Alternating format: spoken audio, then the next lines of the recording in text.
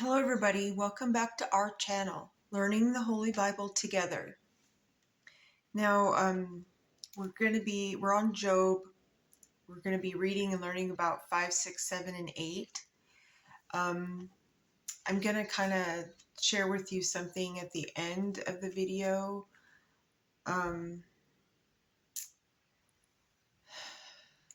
Anyways, I'll have a picture and everything. I'll put a picture of the dog and what happened. So I hope y'all are having a great day, and it looks like we're cooling down to like 98 degrees instead of 110 or whatever, which is, my body can't, I don't know. I wear like a little jacket still, because my body can't really adjust or whatever because of severe nerve damage, but that's okay, whatever. So yes, we're on 5, 6, 7, and 8, and Eliphaz answers Job.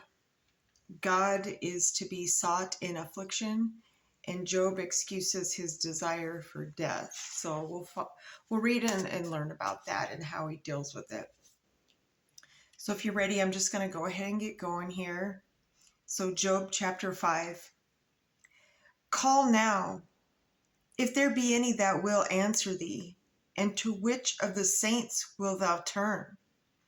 For wrath killeth the foolish man, and envy slayeth the silly one. I have seen the foolish taking root, but suddenly I cursed his habitation. His children are far from safety, and they are crushed in the gate. Neither is there any to deliver them. Whose harvest the hungry eateth up, and taketh it even out of the thorns, and the robber swalloweth up their substance. Although affliction cometh not forth of the dust, neither doth trouble spring out of the ground. Yet man is born unto trouble, as the sparks fly upward.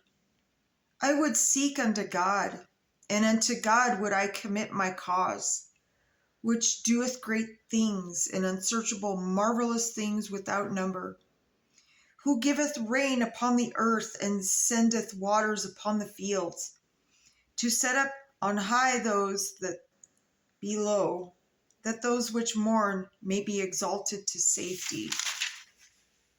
He disappointeth the devices of the crafty, so that their hands cannot perform their enterprise. He taketh the wise in their own craftiness, and the counsel of the forward is carried headlong. They meet with darkness in the daytime, and grope in the noonday, as in the night.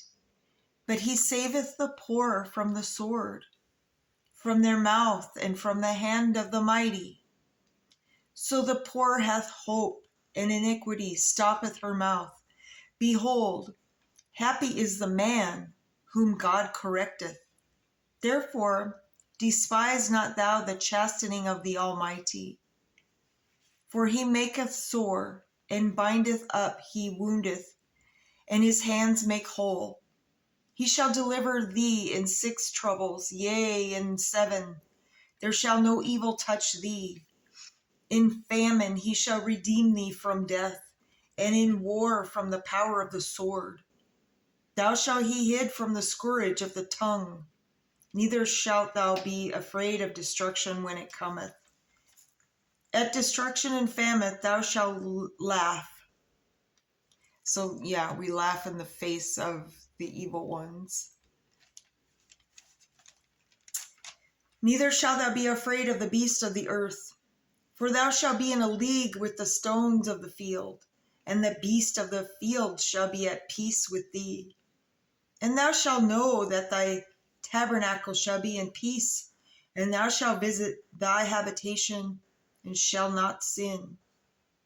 Thou shalt know also that thy seed shall be great, and thine offspring as the grass of the earth. Thou shalt come to thy grave in a full age, like a shock of corn cometh in his season. Lo, this we have searched it. So it is, hear it, and know that thou is for good.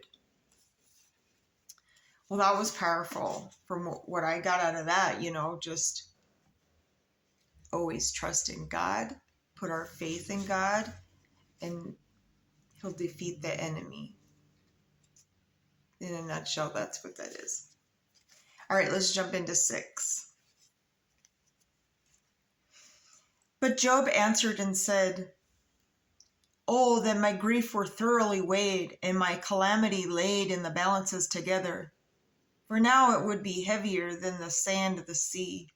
Therefore my words are swallowed up, for the arrows of the Almighty are within me. The poison whereof drinketh up my spirit. The terrors of God do set themselves in array against me. Doth the wild donkey bray when he hath grass, or loweth the ox over his fodder? Can that which is unsavory be eaten without salt? Or is there any taste in the white of an egg?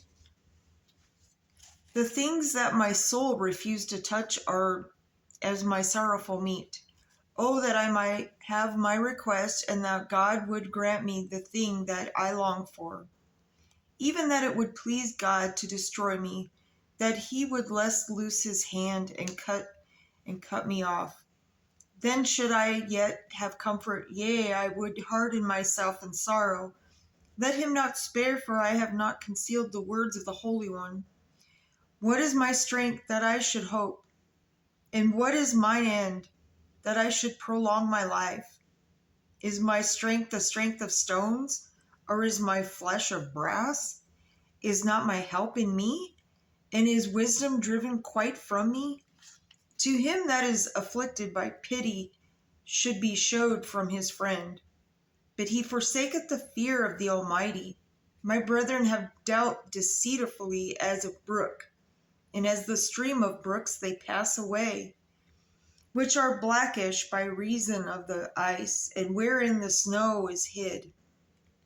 What time they wax warm, they vanish. When it is hot, they are consumed out of their place. The paths of their way are turned aside. They go to nothing and perish. The troops of Tema looked to companies of Sheba, waited for them. They were confounded because they had hoped. They came thither, and they're ashamed. For now ye are nothing, ye see my casting down, and are afraid. Did I say, bring unto me, or give a reward for me of your substance, or deliver me from the enemy's hand, or redeem me from the hand of the mighty? Teach me, and I will hold my tongue, and cause me to understand wherein I have erred. How forcible are right words! But what doth your arguing reprove? Do ye imagine to reprove words, and the speeches of that is desperate, which are as wind? Yea, ye overwhelm the fatherless, and ye dig a pit for your friend. Now therefore be content, look upon me, for it is evident unto you if I lie. Return, I pray you, let it not be iniquity. Yea, return again, my righteousness is in it. Is there iniquity in my tongue? Cannot taste, discern perverse things? All right, let's jump into chapter 7. Is there not an appointed time to man upon earth? Are not his days also like the days of hireling? As a servant earnestly desireth the shadow, and as hireling looketh for the reward of his work? So am I made to possess months of vanity, and wearisome nights are appointed to me. When I lie down, I say, when shall I arise, and the night be gone? And I am full of tossings to and fro unto the dawning of the day. My flesh is clothed with worms and clods of dust. My skin is broken and become loathsome. My days are swifter than weaver's shuttle, and are spent without hope. Oh, remember that my life is wind. My eyes shall no more see good. The eye of him that hath seen me shall see me no more. Thine eyes are upon me, and I am not. As the cloud is consumed and vanish away, so he that goeth down to the grave shall come up no more. He shall return no more to his house, neither shall his place know him any more. Therefore I will not refrain my mouth. I will speak in the anguish of my spirit. I will complain in the bitterness of my soul. Am I a sea or a whale that thou settest to watch over me? When I say, my bed shall comfort me, my couch shall ease my complaint, then thou scarest me with dreams, and terrifiest me through visions, so that my soul chooses strangling and death rather than my life. I loathe it. I would not live alway. Let me alone, for my days are vanity.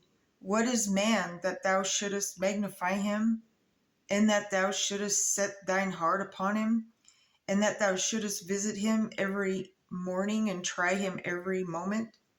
How long wilt thou not depart from me, nor let me alone till I swallow down my spittle? I have sinned. What shall I do unto thee, O thou perseverer of men? Why hast thou set me a mark against thee, so that I am burdened to myself? And why dost thou not pardon my transgression, and take away mine iniquity? For now shall I sleep in the dust, and thou shalt seek me in the morning, but I shall not be. Oh, Job.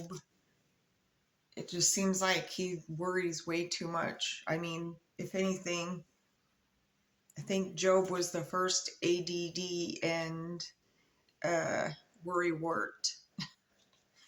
I mean, that's just, as I read it, that's what's going through my mind. I mean, and he kind of seems like he's just worries way too much about a lot of things. And so, well, let's just jump into 8. Then answered Bildad the Shuhite and said, how long wilt thou speak these things? And how long shall the words of thy mouth be like the strong wind? So that's kind of like that saying, you go where the wind blows you type of thing. Like, now his friend is questioning him, like, how long must you, like talk like this? Like, this is so depressing or whatever. You know what I mean? Like, I think he's going to try to cheer him up. Or so doth God pervert judgment, or doth the Almighty pervert justice? If thy children have sinned against him, and he have cast them away for their transgression, if thou wouldest seek unto God betimes, and make thy supplication to the Almighty, if thou wert pure and upright, surely now he would wake for thee, and make the habitation of thy righteousness prosperous. Though thy beginning was small, yet thy latter end should greatly increase. For inquire, I pray thee, of the former age, and prepare thyself to the search of their fathers. For we are but of yesterday, and know nothing, because our days upon earth are a shadow. Shall not they teach thee, and tell thee, and utter words out of their heart? Can the rush grow up without mire? Can the flag grow without water? Whilst it is yet in the greenness, and not cut down, it withereth before any other herb. So are the paths of all the forget God, and of the hypocrites hope shall perish, whose hope shall be cut off, and whose trust shall be a spider's web. He shall lean upon his house, but it shall not stand. He shall hold it fast, but it shall not endure. He is green before the sun, and his branch shooteth forth in the garden. His roots are wrapped about the heap, and seeth the places of stones. If he destroy him from his place, then he shall deny him, saying, I have not seen thee. Behold, this is the joy of his way, and out of the earth shall others grow. Behold, God will not cast away a perfect man, neither will he help the evildoers. I'm going to say that again. God will not cast away a perfect man, but he also will not help the evil. So just keep that in mind. I mean, it just seems like, up until now, God does away with evil, and he doesn't help them at all. So till he fill thy mouth with laughing and thy lips with rejoicing. They that hate thee shall be clothed with shame, and the dwelling place of the wicked shall come to naught. Yes, that's very powerful. So I think he was basically trying to tell Job, don't worry about all the other stuff. Just continue to be a good person because, hey, God takes care of you when you do good. And then he does away with you if you do wicked. So that is the end of 8. So when we come back, of course, we'll be in 9, 10, 11, and 12. And so we'll read and learn about more of Job's complaint, Zophir's reproof, but then we're also going to learn about God's wisdom. So, as I promised, I was just going to tell you, so my son's father called me last night, and this great pit dog that he rescued, it was highly abused, and he gave him a really good life, and all I could do was just let him know that, hey, Yukon, the dog's name is Yukon, and I guess he said he had to put him down because he is full of cancer, and it's just sad, but he was just suffering. So, but anyway, I'm gonna share a picture of him, and just now he can be up there, because yes, animals do go to heaven pretty much. Okay, so the Bible teaches us the blood is the soul, and so anything that bleeds red goes to heaven. It's just easy to remember that way. So on that note, yes, we always put God first. He patiently waits for us to reach out to him and repent, and he answers our prayers when the time is right. So I will see you back tomorrow. To be continued. Have a great day.